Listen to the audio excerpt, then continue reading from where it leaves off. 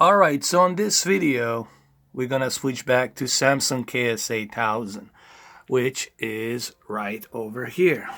This is Samsung KS8000, 65-inch.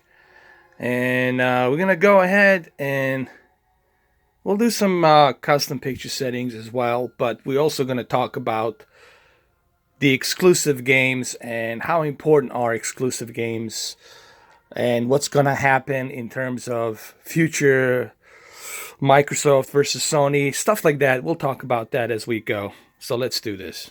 This video will be recorded in 2560 by 1440 QHD. Reason being, it's because I only have 22 minutes to do this.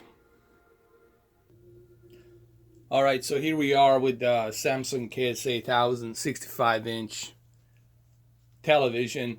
So I'm going to show you pretty much what I'm using in the beginning of this video, what type of settings I'm using for Samsung KS8000.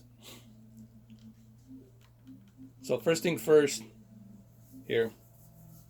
Now, it doesn't really matter which preset you go to, whether you use standard or vivid. Remember, at the end of the day, you're still going to tweak your own preference. So it doesn't matter which one you choose. I just chose standard for my own, personal preference, so I can remember that it's on standard. But it's still my own preference, tweaking custom picture settings. Special viewing mode, I have all of those turned off because if I turn the game mode on, I'm going to lose that picture quality. And this game, it's all about a picture quality, so that's why I choose to stay away from the game mode. If I was playing Call of Duty, I would have easily left it on the game mode. But I'm not playing Call of Duty, I'm playing God of War. So let's go to the expert settings. Now, we all know this by now. This should be obvious. When you're running an HDR game, you have to have backlit and contrast set to maximum. This is a standard must-have for HDR. You gotta have contrast and backlit all the way to maximum. Brightness is at 45. The only reason I had brightness at 45, it's due to my gamma was a little bit higher, but here we can move it up to 50. We can keep it at 50. So backlit contrast at 100, backlit at maximum. So these two are at maximum, 100 contrast, backlit 20, meaning maximum, and brightness 50. Sharpness, I have found out for this television, sharpness to 20, it's really a good balanced level of sharpness detail.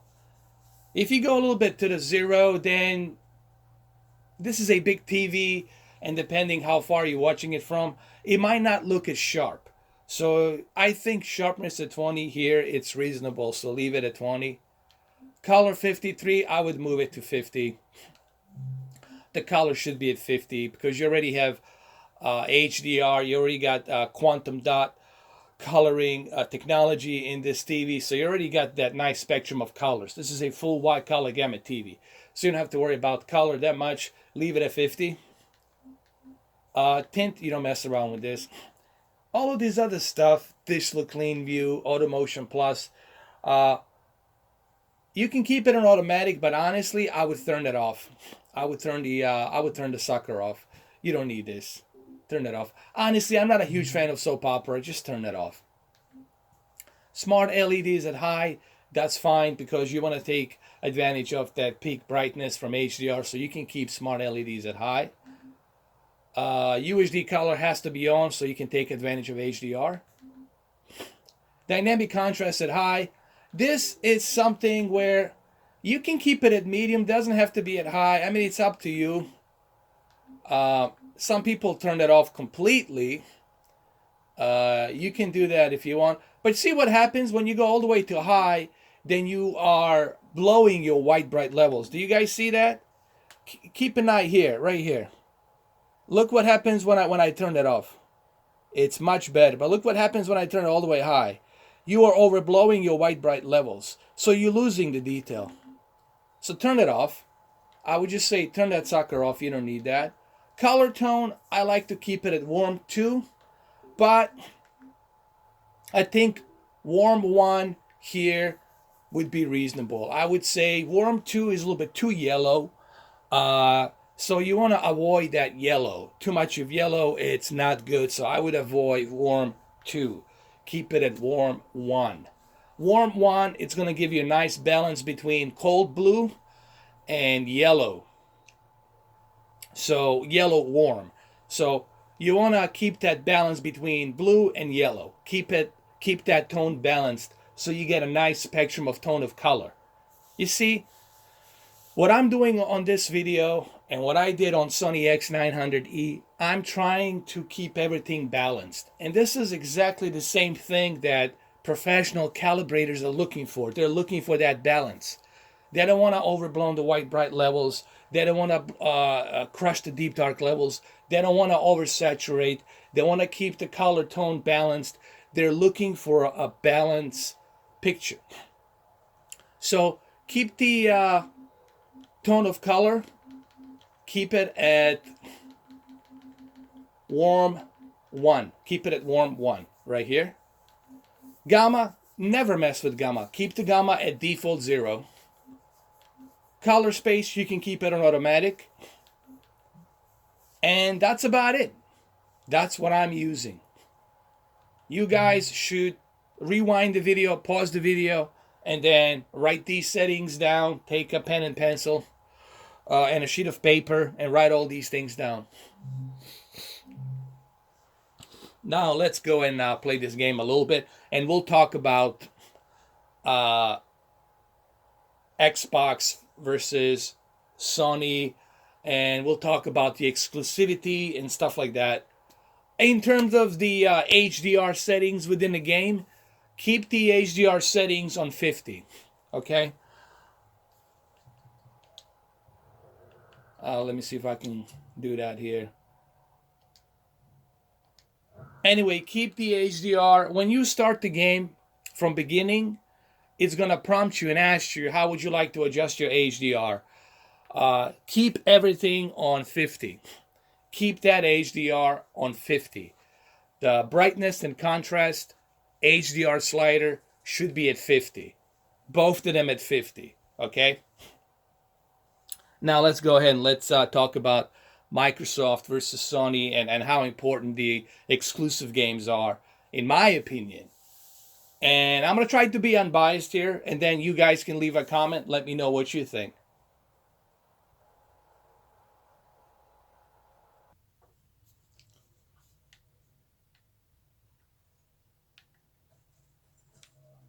All right, so let's talk about this, shall we? God of War got released yesterday on Friday, and it set some kind of a standard, if you will. Not only did it set a standard, but it really, I wouldn't use the word standard. What it did, I take that back that I said that. I used the wrong word. What God of War did yesterday, it sent a message, especially to Microsoft. It sent a really loud and clear message to Microsoft. Not so much to Nintendo, because Nintendo's got their exclusives. Nintendo's all about exclusive games. It sent a message to Microsoft that, listen,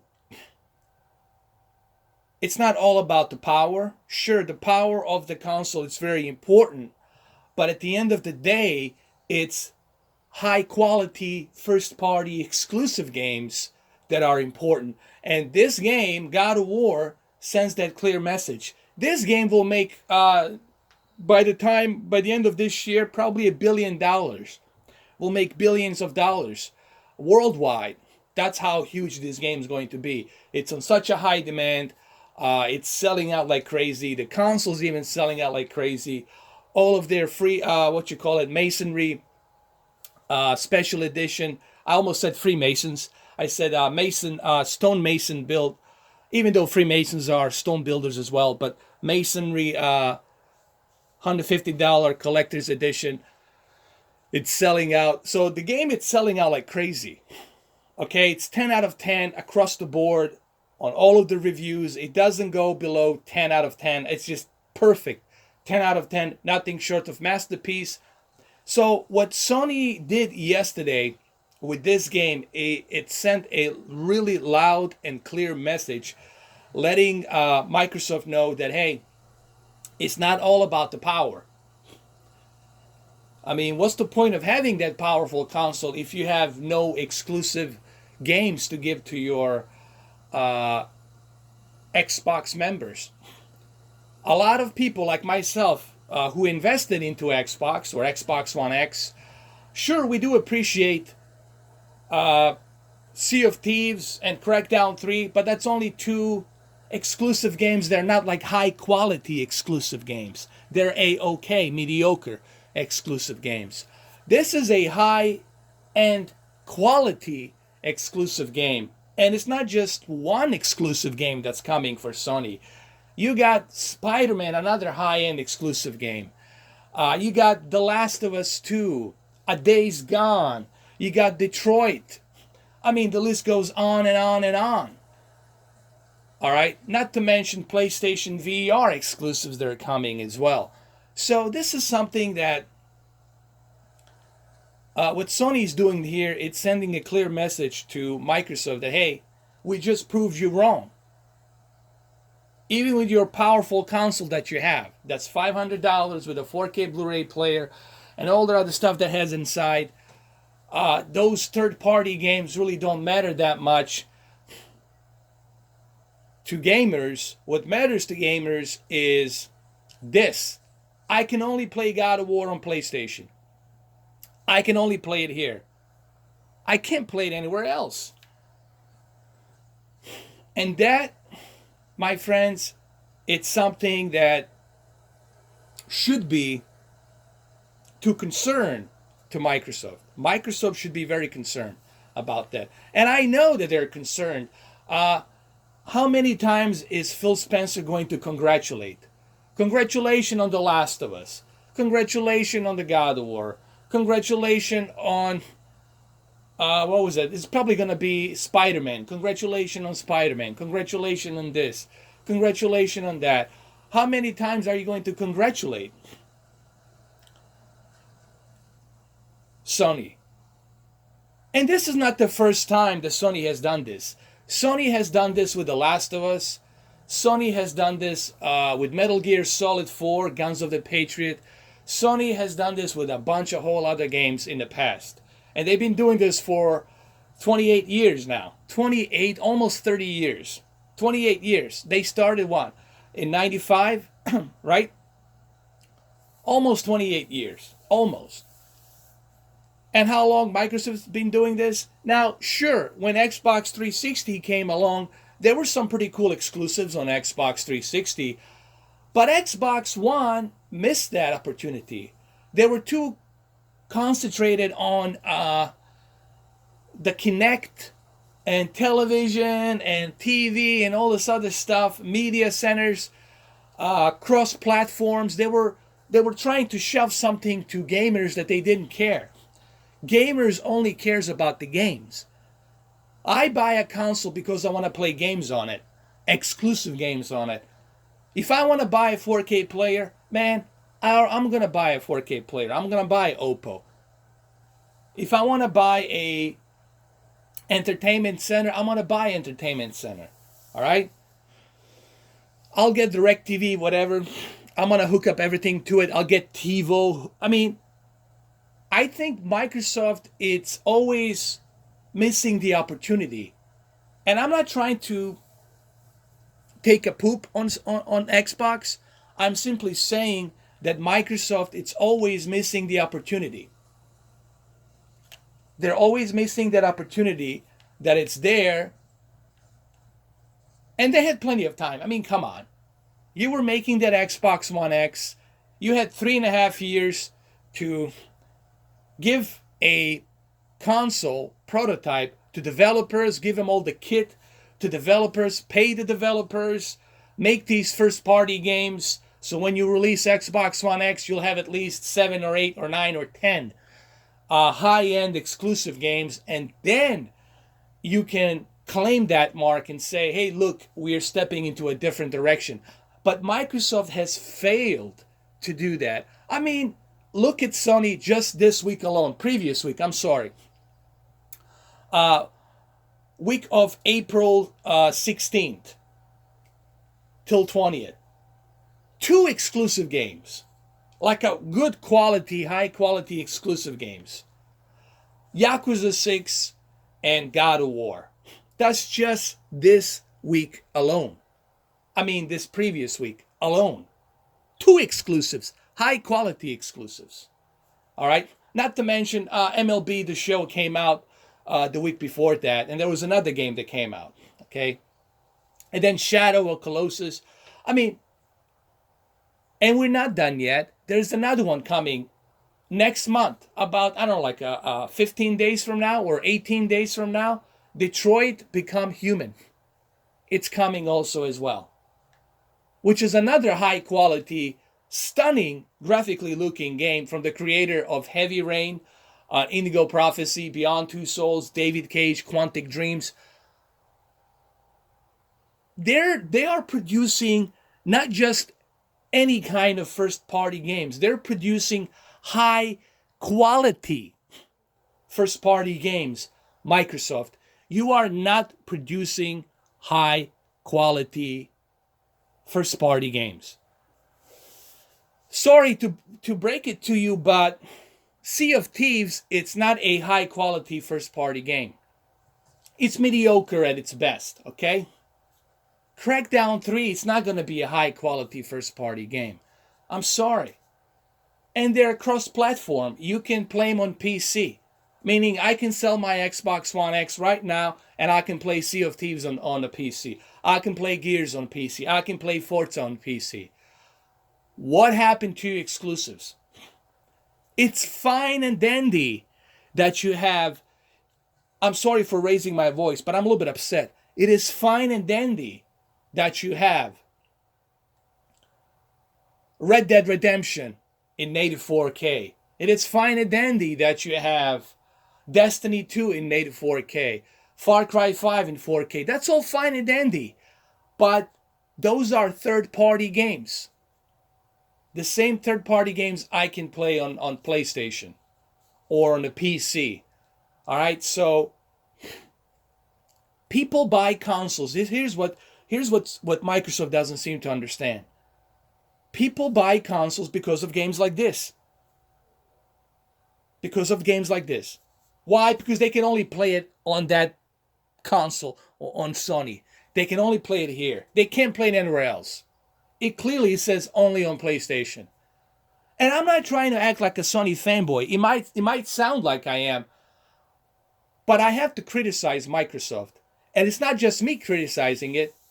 A lot of Xbox fanboys are criticizing Phil Spencer, and it was on the news, and they're criticizing Microsoft. Hey man, it's all cool and dandy that we have this powerful console, but what's up with the exclusives? Where are the exclusives? There was 2 exclusives and they canceled them. They scrapped them. I mean, what's going on? If you are a Microsoft, if you are an Xbox owner, you should worry about the future of Xbox. And we'll see what happens on E3. We'll see what happens on E3. But one thing I can guarantee you, on E3, Sony gonna claim that E3 big time. All right? Not only do they own this year, but wait till next year and the announcements of PlayStation 5. They're gonna dominate. They're gonna destroy competition. Well, what's the competition? Just Microsoft. And what the hell does Microsoft has? Microsoft, you better bring some exclusive games on E3 show in June this summer. Because if you don't, man, I don't know where you're going. You're just going to be remembered as a third-party console. That's about it. Cross-platform third-party console. Anyway, I'm going to end this video. It's been about, what? I did say 22 minutes. So, The reason I'm walking around like this because I don't want to spoil anything. I'm trying to avoid the spoilers. All right. I mean, she lives under a turtle. You are too open with her. We do not know if she can be trusted. By the way, she is living on a turtle, in case you guys didn't know. This is the witch. She does live on a turtle. But no spoilers, okay? Here, let me show you that she does live on a turtle.